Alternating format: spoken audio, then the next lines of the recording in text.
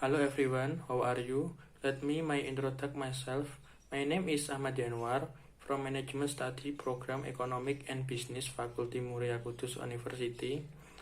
This video is intended to fulfill English semester final assignment.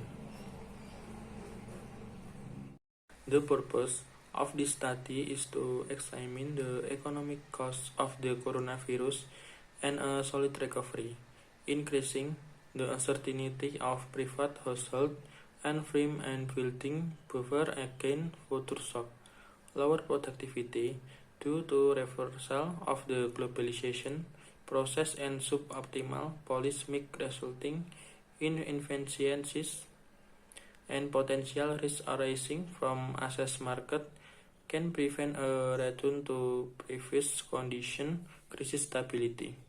Since the outbreak of the coronavirus, policymakers around the global introduced numerous emergency measures such as the wearing of masks, restriction the mobility and travel, and the shutdown of large part of the economy, including farm, workplace, and school.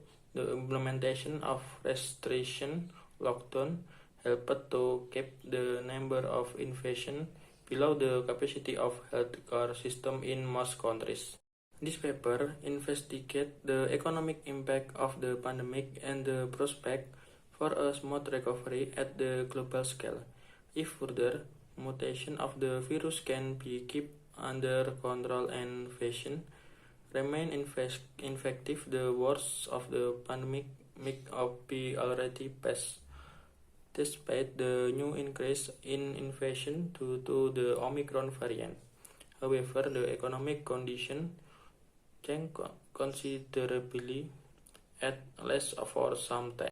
Higher uncertainty of private household and firm, lower productivity growth due to a slowdown of the globalization process, and a non-optimal policy management can prevent an early return to the pre-crisis steady state path. The discussion include quantifies the strength of the lockdown, discuss the macroeconomic impact of corona, present the policy reaction to combat the recession, economic impact of fiscal packages, and include with an outlook for the recovery. Number 1. Quantifies the strength of the lockdown. The government response tracker developed by the Blavatnik School of Government at the Oxford University is the standard measure of policies directed to limit the spread of the virus. The Oxford Index is ranked scale and built on several components, such as the closing of school and workplace, the cancellation of public events, restriction on gathering and public transport, stay-at-home regulation, and limitation to domestic and internal travel. Number 2. Macroeconomic impact of the pandemic. The coronavirus led to a deep recession, especially in the advanced countries and large emerging markets. However, the impact cannot be easily quantified as the corona period is still too short to arrive at robust conclusion. Cross-section regression are highly suited to estimate the macroeconomic effort as countries' heterogeneity is neglected and parameters are subject to instability.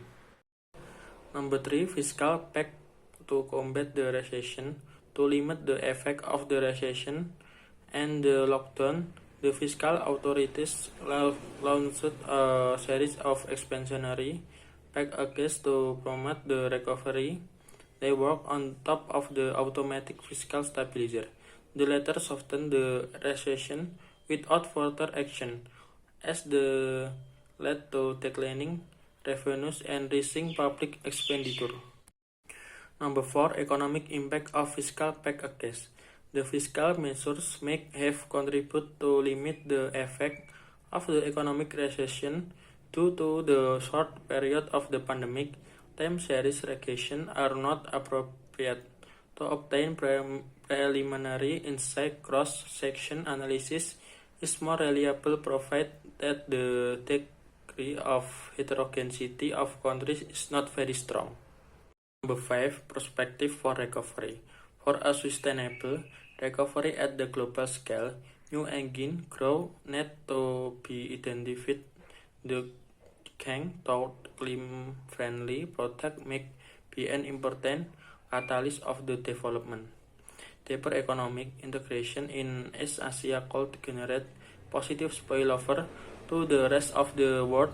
This process is heavily shaped by the Chinese economy, as it provides the large export market for many countries in the region.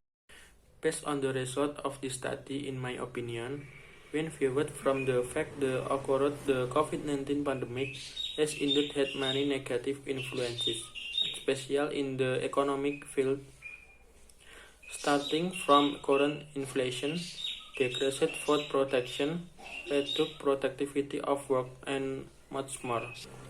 Although the government has made various efforts by coming up with various new policies, it cannot help much in the path of economic development because this pandemic period cannot be predicted. Thank you.